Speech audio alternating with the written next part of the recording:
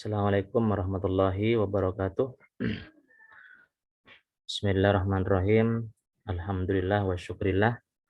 Nahmaduhu wa nasta'inuhu wa nastaghfiruhu wa natubu ilaihi wa na'udzubillahi min sururi anfusina may yahdihillahu fala mudhillalah wa may yudlil fala hadiyalah. Amma ba'du. Alhamdulillah pada kesempatan kali ini kita bisa bertatap muka kembali, bisa bermuajahah kembali, yang mana dalam hal ini kita akan membahas materi tentang budaya Madura dan kepesantrenan. Dalam hal ini yang akan kita kaji adalah tema tentang kelas-kelas sosial negara.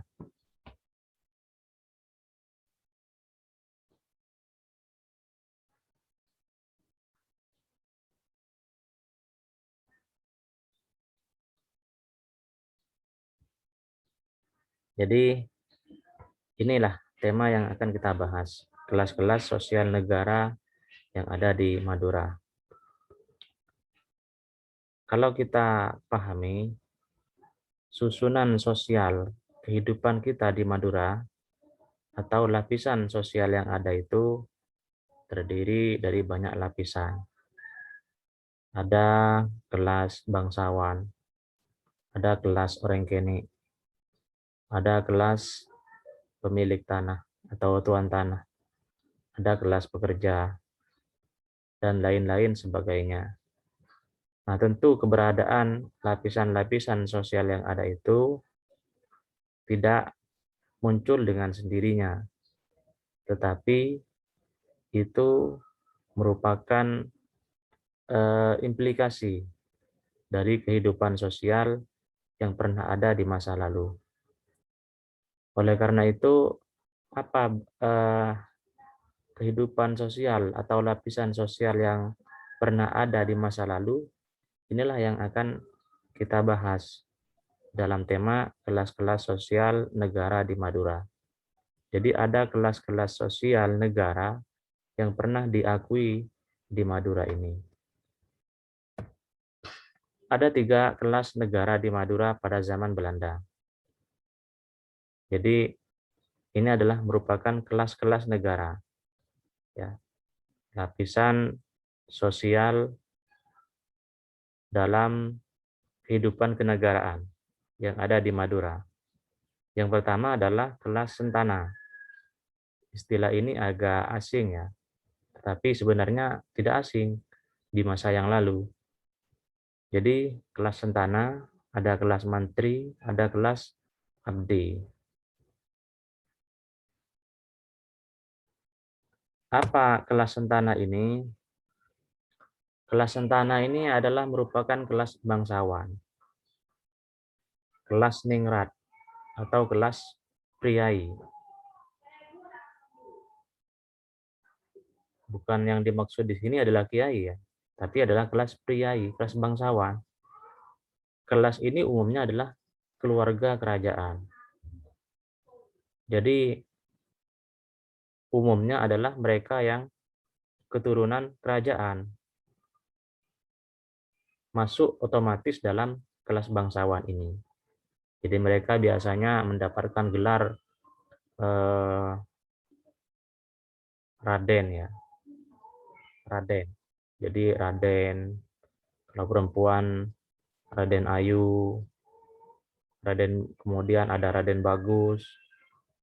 Jadi gelar-gelar keradenan itu adalah merupakan gelar kebangsawanan yang merupakan orang yang punya aliran darah biru, yang punya nasab dengan istana, kerajaan. Nah, jadi biasanya sampai sekarang gelar-gelar seperti ini masih ada. Nah, kiai misalnya, ada kiai yang punya gelar Raden, itu berarti punya darah bangsawan. Meskipun demikian, tidak semua kiai itu mempunyai gelar Raden, karena tidak semuanya berasal dari keluarga bangsawan. Nah, ini yang perlu kita pahami. Jadi tidak sembarangan kiai itu punya gelar raden. Tidak semua kiai kemudian karena pesantrennya yang besar misalnya, kemudian diberi gelar raden. Tidak demikian. Gelar raden itu adalah bagi mereka yang mempunyai darah bangsawan, yang punya nasab dengan keluarga istana, dengan raja khususnya. Nah, jadi seperti itu. Nah, jadi sampai sekarang masih ada hal-hal yang seperti itu. Ya. Jadi kelas ini hanya diperoleh secara biologis, secara nasab. Tidak bisa selain kelas bangsawan ini masuk dalam keluarga Sentana ini. Pada pertengahan abad ke-19, Prasentana ini kemudian mengalami kemerosotan. Ya, jadi mereka yang dulunya mendominasi dalam kehidupan sosial yang ada di Madura, tetapi pada pertengahan abad ke-19 mengalami kemerosotan, mengalami pergeseran dari kehidupan sosial. Kemerosotan itu disebabkan karena banyak faktor. Di antaranya adalah tradisi poligami. Jadi tradisi poligami yang ada di kalangan keluarga istana menyebabkan dominasi kelas Sentana ini mengalami pergeseran. Kenapa demikian? Karena tentu ini berimplikasi secara ekonomi. Berimplikasi secara ekonomi karena tentu dengan banyaknya dan membengkaknya keluarga Sentana dengan poligami tersebut, ini akan membuat belanja keluarga Sentana itu membengkak. Nah, mereka mendapatkan hak-hak istimewa dari kerajaan. Mereka mendapatkan tanah, ya, mendapatkan tenaga yang besar. Jadi kelas-kelas Sentana ini mempunyai hak istimewa. Nah, dengan membengkaknya keluarga Sentana ini membuat belanja kerajaan itu juga semakin membengkak. Dan pada akhirnya juga tidak mampu untuk memberikan biaya hidup terhadap semua keluarga Sentana yang semakin banyak tersebut.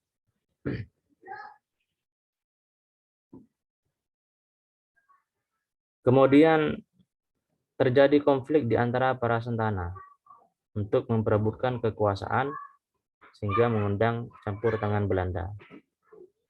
Jadi selain hal itu terjadi semacam konflik politik, ya, dalam hal misalnya suksesi kepemimpinan. Karena keluarga Sentana yang ada itu juga sama-sama punya hasrat untuk berkuasa. Sehingga seringkali terjadi chaos antar keluarga Sentana. Seringkali terjadi konflik antar keluarga Sentana itu. Konflik yang ada bahkan mengundang pihak Belanda untuk campur tangan dalam menyelesaikan konflik tersebut. Padahal konflik tersebut bisa diselesaikan secara kekeluargaan di kalangan keluarga istana.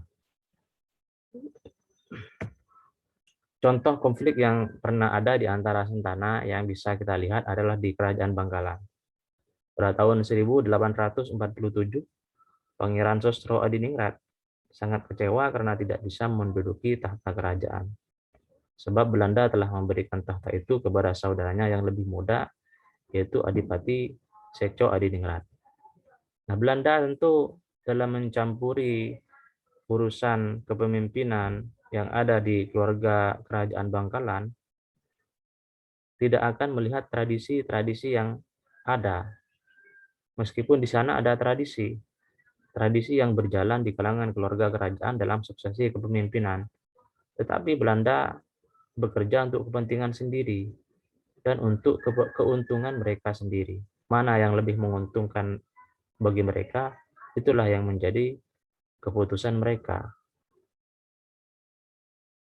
Nah, dalam hal ini biasanya kaum Belanda itu akan cenderung lebih memilih pemimpin yang lemah, yang bisa diatur oleh pihak Belanda. Nah, kekecewaan ini semakin mendalam ketika tahun 1858 permohonannya kepada Residen Surabaya agar anaknya diangkat menjadi Bupati Belanda di Madura ditolak dengan alasan permohonan terlalu dini. Jadi betapa mendominasi kekuatan Belanda itu pada waktu itu dalam mencampuri suksesi kepemimpinan. Artinya Belanda sudah mempunyai cengkraman kekuasaan. Sehingga di sini seorang kelas bangsawan pun merengek-rengek dalam meminta jabatan terhadap Belanda itu. Nah, seperti itu. Jadi konflik ini melahirkan chaos di antara keluarga kerajaan yang ada. Sehingga kemudian kelas tentara ini kemudian mengalami kemerosotan. Yang awalnya mereka mendominasi secara jabatan, secara ekonomi, tetapi kemudian semakin lama mengalami pergeseran. Ada di antara mereka yang kemudian tidak mempunyai tempat atau posisi di dalam jabatan kerajaan itu. Sehingga mereka kemudian mengalami tenggelam dalam kehidupan sosial.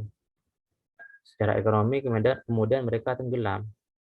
Ada di antara keluarga Sentana yang kemudian miskin. Ya, miskin. Mereka bahkan tidak punya apa-apa. Nah, mereka ini biasanya ketika ada perkumpulan, ini seringkali menonjolkan darah kebangsawanannya. Meskipun mereka miskin. Nah, seperti itu. Jadi untuk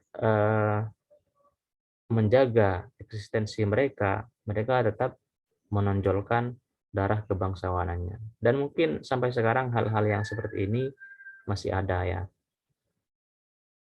yang tetap mempertahankan darah kebangsawanannya meskipun tidak mempunyai implikasi secara sosial, meskipun sudah tenggelam dalam kehidupan sosial karena mereka berada dalam kehidupan yang miskin. Nah, seperti itu. Jadi ini yang perlu kita lihat terhadap beberapa fenomena sosial yang pernah ada dan bahkan masih ada sampai sekarang di Madura. Kemudian yang kedua adalah kelas mantri atau abdi dalem. Jadi adalah kelas mantri atau abdi dalem.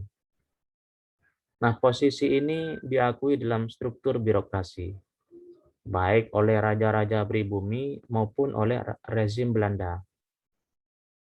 Jadi ada struktur menteri atau abdi dalem. Anggaplah kalau sekarang ini adalah kelas pegawai. Ini adalah pegawai istana. Nah, seperti itu. Kelas menteri ini bedanya dengan kelas sentana. Kalau kelas sentana itu mendapatkan hak-hak istimewa dan tenaga yang amat besar dalam membantu kehidupan mereka. Nah, untuk mantri atau abdi dalem itu mendapatkan tanah percaton sebagai gaji mereka.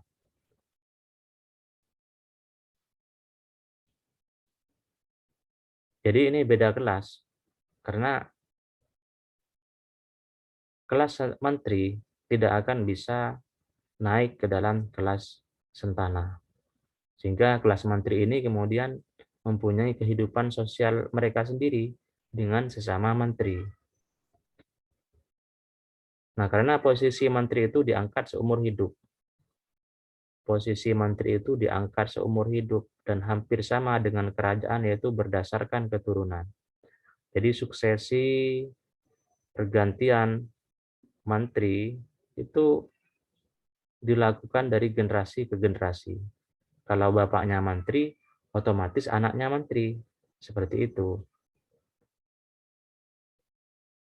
Nah, jadi jika ada seorang menteri meninggal, maka anak tertuanya yang menggantikan. Jika tidak ada anak tertuanya, maka anak berikutnya yang menggantikan. Jadi itu caranya dalam suksesi pemilihan menteri di zaman yang lalu.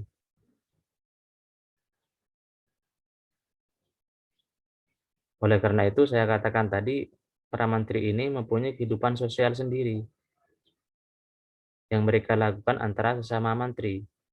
Sehingga pernikahan dilakukan juga antara sesama menteri, sehingga membentuk lapisan sosial sendiri dalam kehidupan masyarakat.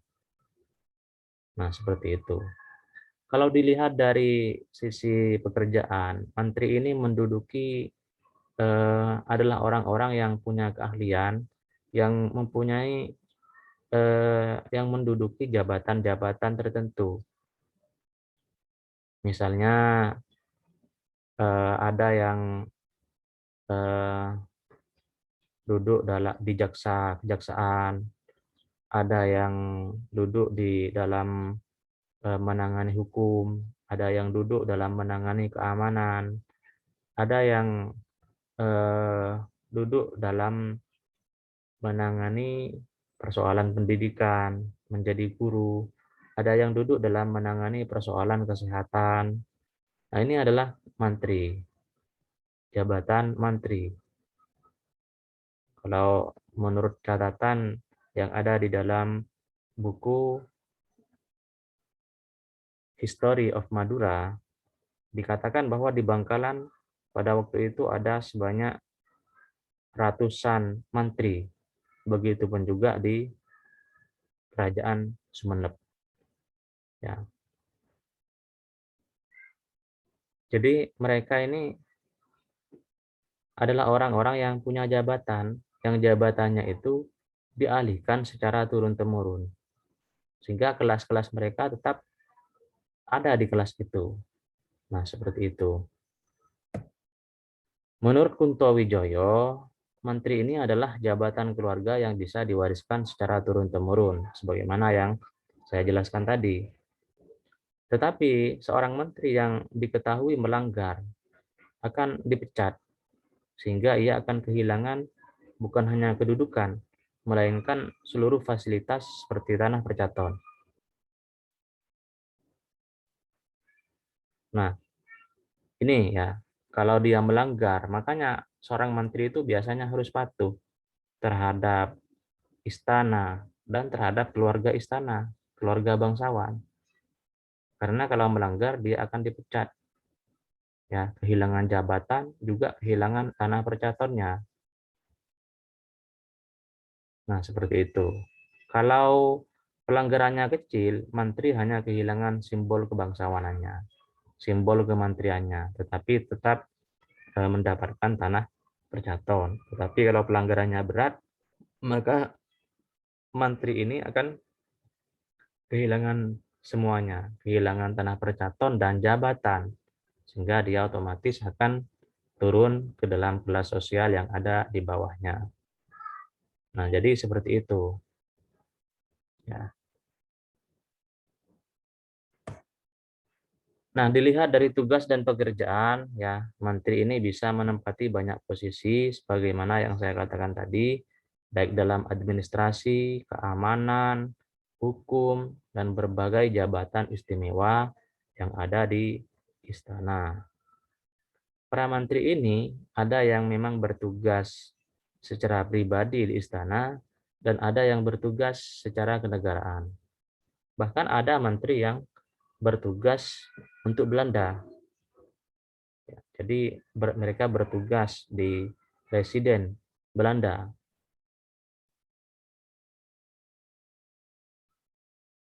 Artinya mereka adalah pegawai Belanda seperti itu. Itu yang pernah ada dalam kehidupan sosial di masa lalu. Dan ini merupakan kelas-kelas elit juga di samping keluarga, di samping kelas sentana itu. Jadi kelas menteri juga terbilang kelas elit, meskipun kelas menteri itu tidak bisa masuk ke dalam kelas sentana. Jadi mungkin kehidupan-kehidupan sosial yang seperti ini masih mempengaruhi dalam kehidupan sosial yang ada sekarang. Ada kelas-kelas tertentu yang hanya menjalin kehidupan sosial dengan kelas-kelas tertentu. Nah, jadi kelas-kelas tertentu ini tidak ingin menjalin kehidupan sosial dengan kelas yang lain dalam mengatur pernikahan misalnya dan lain-lain sebagainya. Ini masih ada dalam sistem kehidupan sosial yang ada di Madura pada saat ini. Jadi ini tidak terlepas dari masa lalu. Karena kehidupan sosial yang ada sekarang ini adalah merupakan implikasi dari kehidupan sosial yang pernah ada di masa lalu. Nah, ini menandakan betapa kehidupan sosial di masa lalu itu sangat didominasi oleh kelas-kelas. Jadi ada kelas-kelas elit, ada kelas-kelas super elit, ada kelas elit, dan ada kelas orang-orang bawahan. Nah, kelas-kelas orang bawahan ini tentu adalah kelas-kelas orang yang tidak punya kedudukan maupun tidak mempunyai otoritas secara ekonomi. Nah, ini yang akan kita bahas dalam kelas berikutnya, yaitu adalah kelas abdi. Nah, jadi abdi ini merupakan kelas paling bawah dalam struktur birokrasi. Abdi merupakan bagian dari sistem hierarki kepegawaian di kerajaan. Baik menteri atau abdi sama-sama mengabdi pada negara dan istana. Termasuk kelurahan itu masuk dalam abdi. Ya. Abdi ini sebenarnya juga masih mempunyai bawahan, mempunyai pekerja-pekerja. Abdi ini bisa dikatakan semacam koordinator dalam mengurusi sesuatu. Karena abdi masih mempunyai anak buah di bawahnya.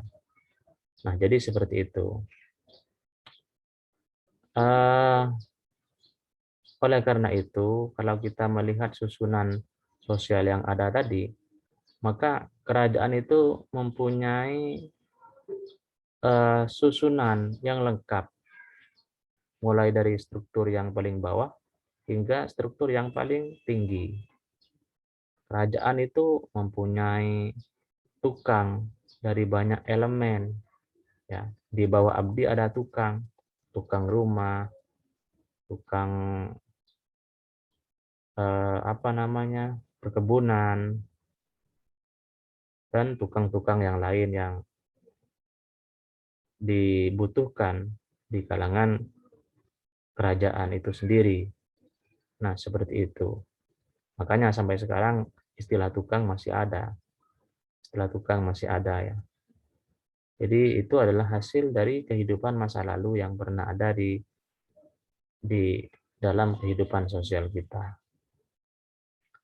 Nah, ini mungkin yang bisa saya sampaikan dan mudah-mudahan dapat dipahami dan dapat dikaji agar kita lebih dapat memahami terhadap kehidupan sosial kita yang ada di Madura ini.